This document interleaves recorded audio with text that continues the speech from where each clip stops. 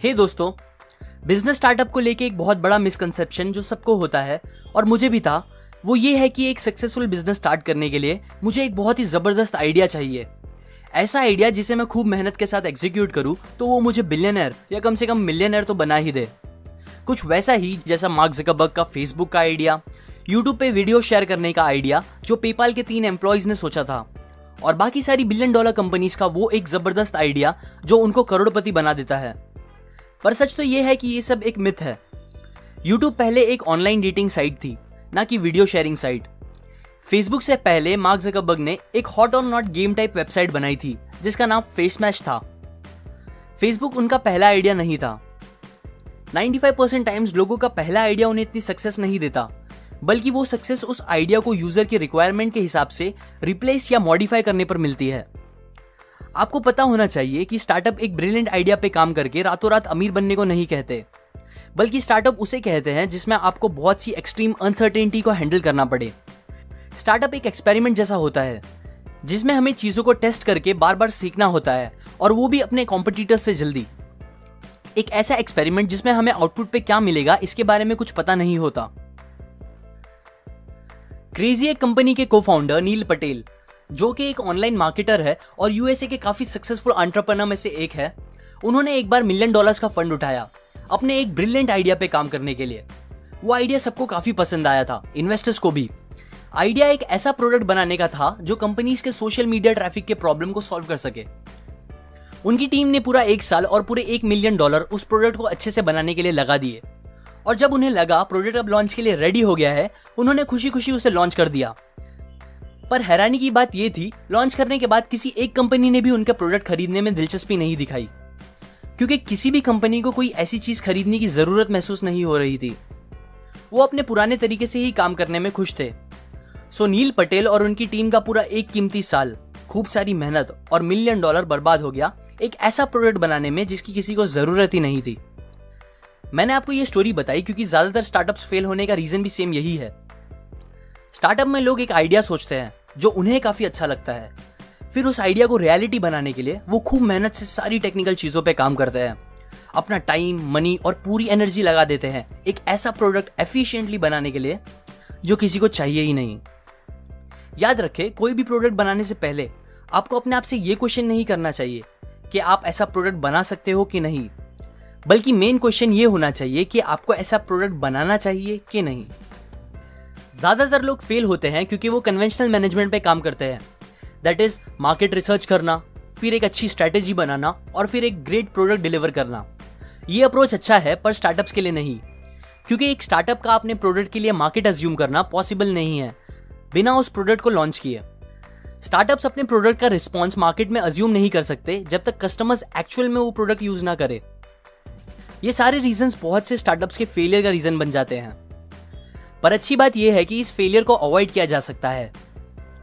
लीन startup methodology हमें इस problem का सलूशन देता है और स्टार्टअप का कीमती टाइम और पैसा वेस्ट होने से बचाता है।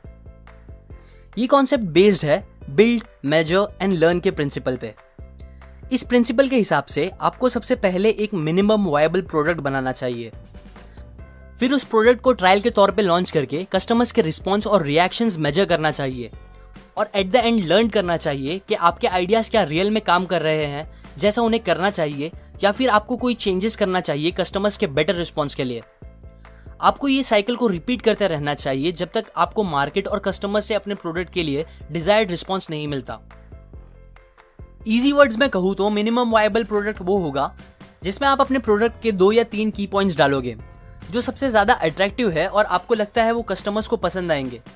फिर आप कम से कम पैसों में उस प्रोडक्ट को तैयार करो जो बस टेस्ट करने के पर्पस के लिए हो, जिससे आप मेजर कर सको कि आपके ये की पॉइंट्स काम कर रहे हैं कि नहीं और लोग उस पर कितना अच्छा रिस्पॉन्स दे रहे हैं। और ये मेजर भी आपको चीपेस्ट और फास्टेस्ट वे में करना चाहिए।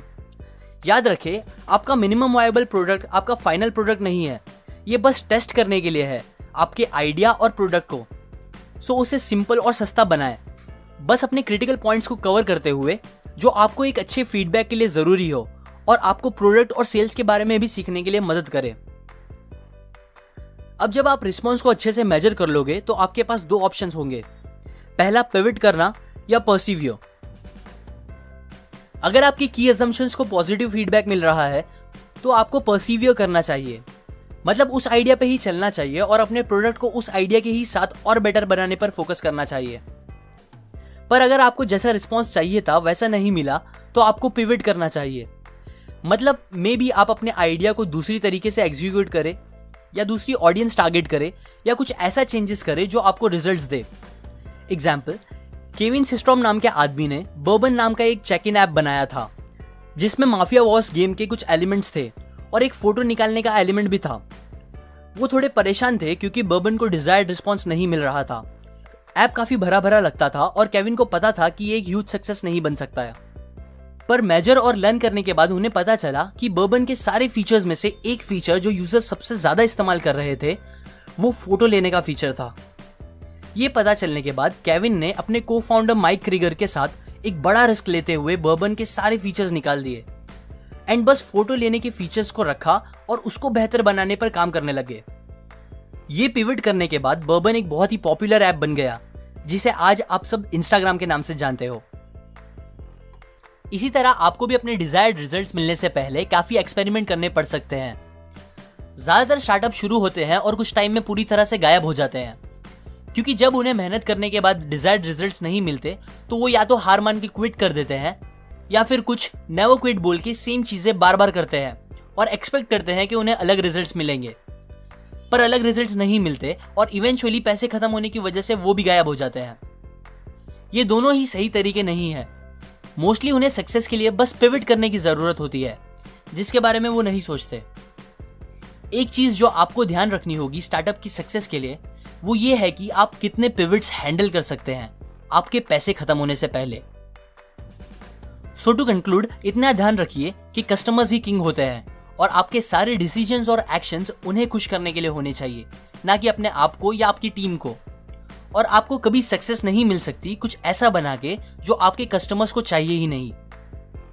ये कंसेप्ट्स मैंने the lean startup by Eric Ries से बताई है, जो स्टार्टअप्स के लिए एक ऑसम बुक है। लाइक करें अगर आपको ये आइडियाज पसंद आए, अपने व्यूज कमेंट करें, शेयर करें ये वीडियो उन्हें जिन्हें बिजनेस में इंटरेस्ट हो, सब्सक्राइब करें, मैं और ऐसे कंसेप्ट्स आपके साथ शेयर करूंगा। और फाइनली, थैंक्स फॉर वॉचिंग।